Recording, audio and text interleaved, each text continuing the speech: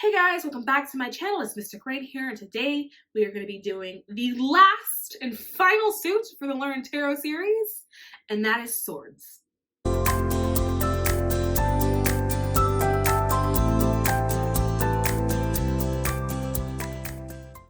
Okay, so the element of swords is air, okay, which means that everything in the suit of swords is covering your mental state, your mental ability, intellectual capability, your ability to think, anything airy, okay? When you're dealing with the element of air, you're dealing with the intellect, which is why you have Aquarius, Gemini, and Libras in the zodiac being seen as more intellectual signs, because that is the element that they are governed by.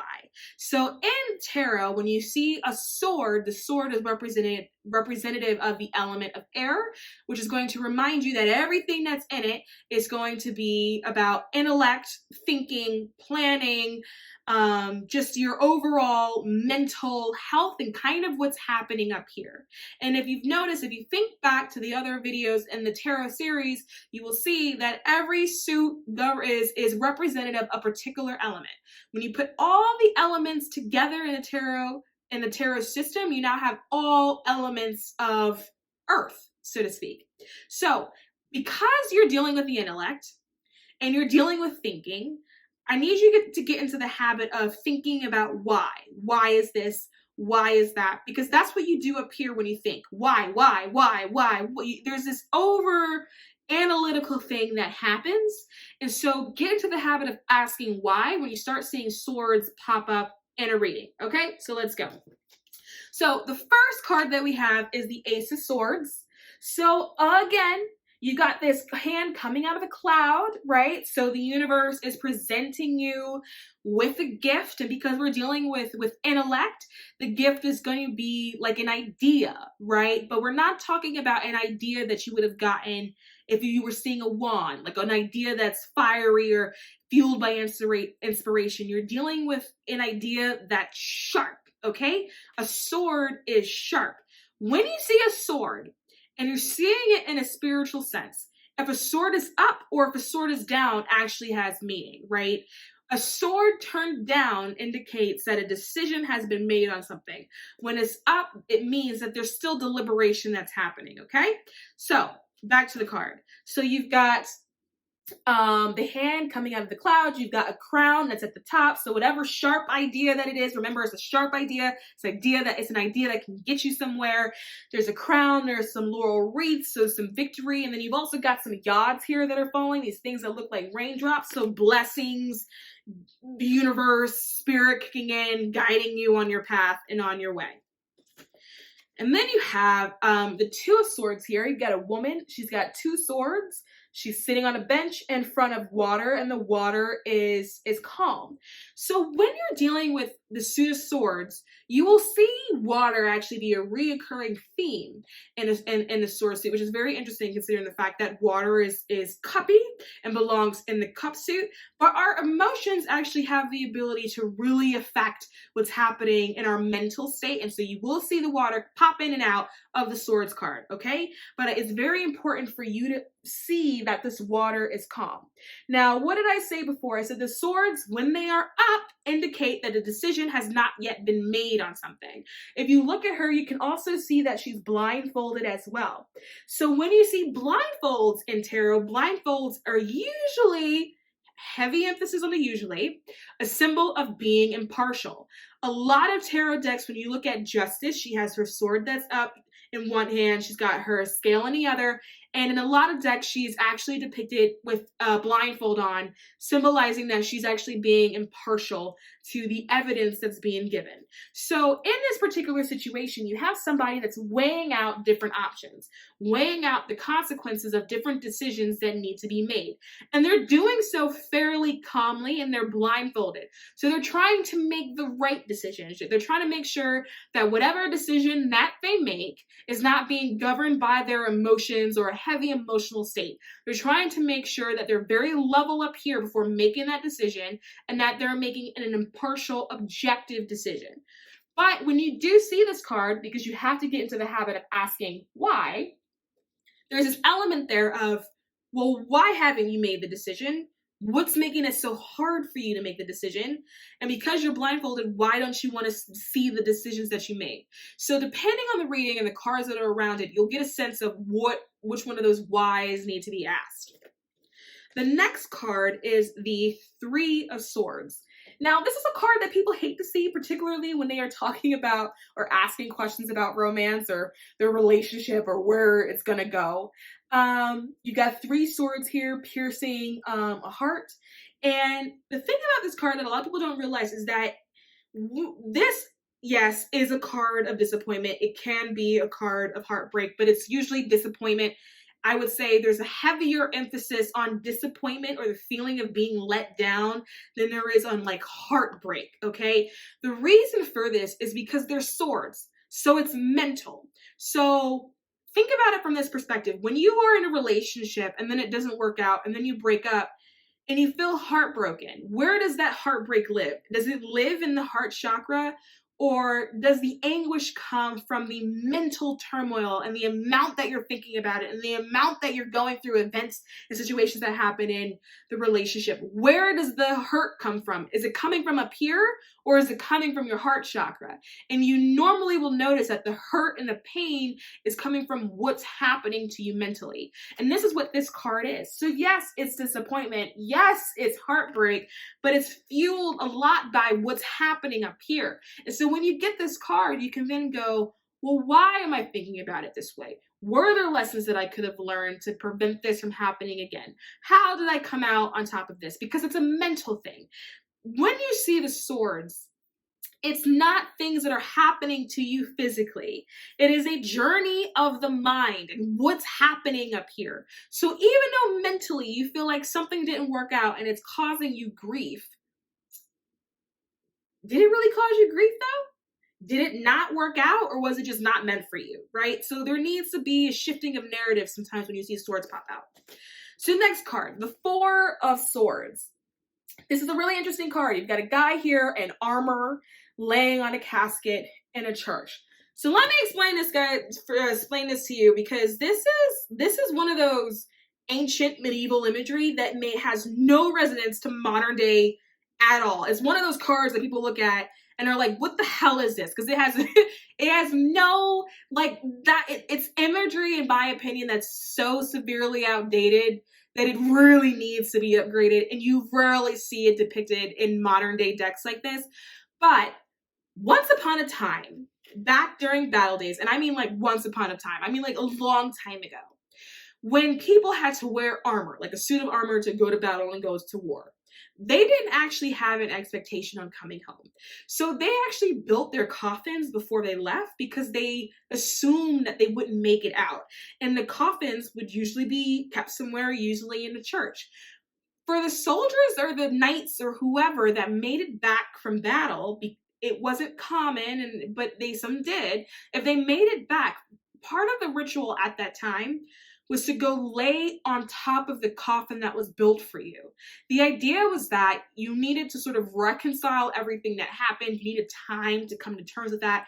You needed a period of rehabilitation, a period where you can just kind of meditate on what has happened.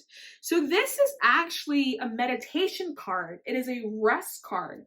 It is a card that says to you, okay, because of this really stressful situation that did a number on me mentally, I need a minute. I need a minute to rest. And you can see this card pop out of maybe you feel like you're being overworked at work and you're approaching burnout. You may actually see this card come out. It's a rest card. It's a meditation card. It's a moment where you go, okay, I'm going to slow down time because I need to come to terms with what just happened here.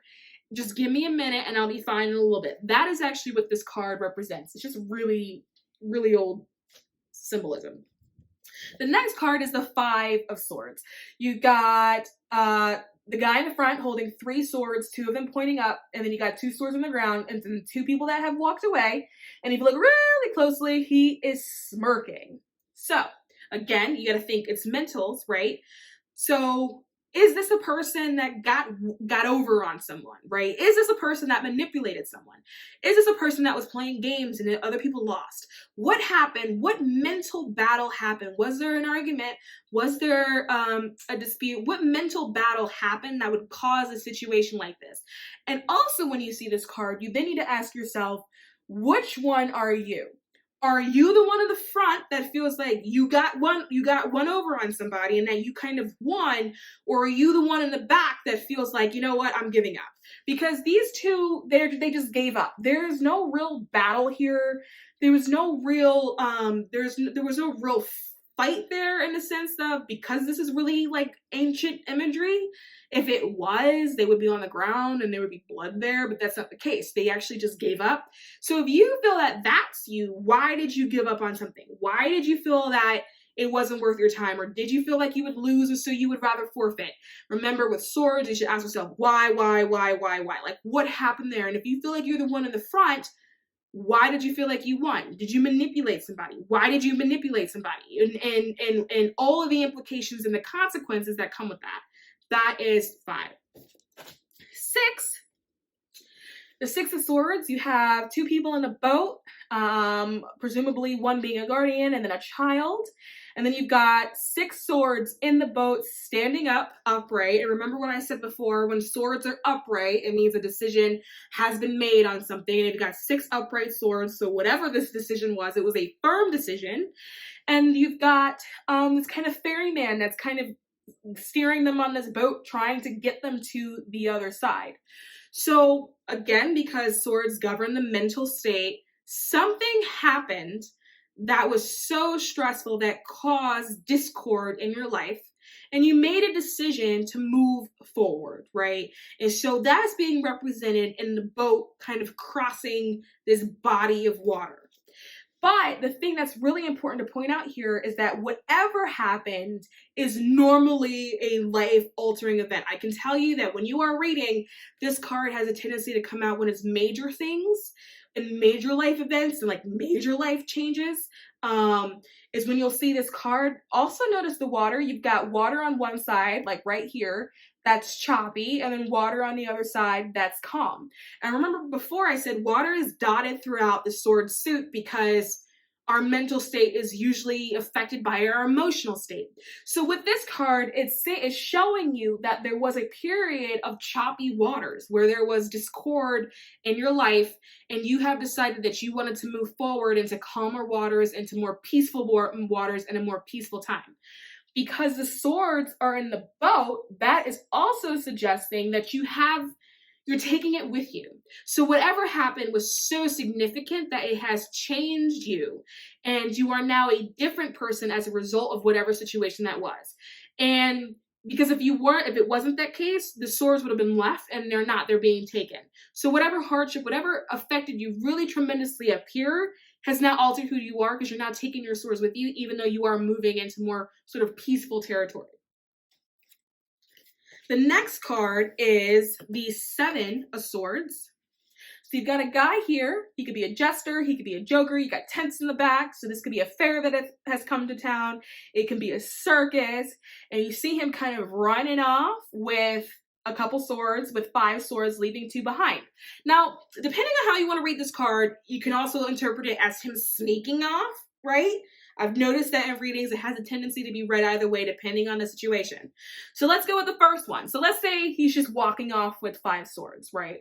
So because again, it's mental, what is something that you haven't fully worked through? What is an idea or a plan that you haven't fully worked through? Because you've left 2 swords behind. How did they leave behind? Why did they get left behind? Did you feel like it just wasn't important enough, or that you didn't need it? Are you being careless? Is to go and rethink that. On the flip side of that, this could be interpreted as a fair that's come to town. Maybe a circus. Is he a joker or a jester or one of those tricksters? Is he sneaking away with your swords? So that's another way that you can look at it. I'm going to be honest, I have noticed that this card comes out a lot when people have taken something from you. I have noticed that it comes out a lot when I'm dealing with any type of theft or thievery, or concealing of information. I've noticed this card as a lot of times will come out for something like that. And then that brings us to the Eight of Swords. So you've got a woman here who is bondaged, who is blindfolded, and is surrounded by 8 swords. So there's a lot happening in this card. So first, she's tied up, right? Now remember, again, swords is your mental state. So something has happened that has made her feel stuck, like she can't do anything, like she can't go anywhere. And then again, you got to ask why. Why does she feel like she can't go anywhere? Why does she feel like she's stuck or that she's like a prisoner? And then if you see the 8 swords around her, you see they are around her and they're around her, and it's almost kind of arranged like a fence, like a prison that she is boxed into. And then if you look, she's blindfolded, right? Now remember earlier I said it usually means that you're being impartial, but heavy emphasis on the usually. This is why there's heavy emphasis on the usually. Because this is a card where you have to say, well, are you being impartial? Because you look like you're a prisoner. You look like you can't go anywhere. You look like you're bandaged up or you're bondaged up and you've been blindfolded. Yet when you look at this card, I don't see anybody else in it. I don't see anybody there. Normally, if that was the case, there would be a guard, a prison guard, a warden. There would be somebody there making sure that you don't go anywhere. And that's not the case at all.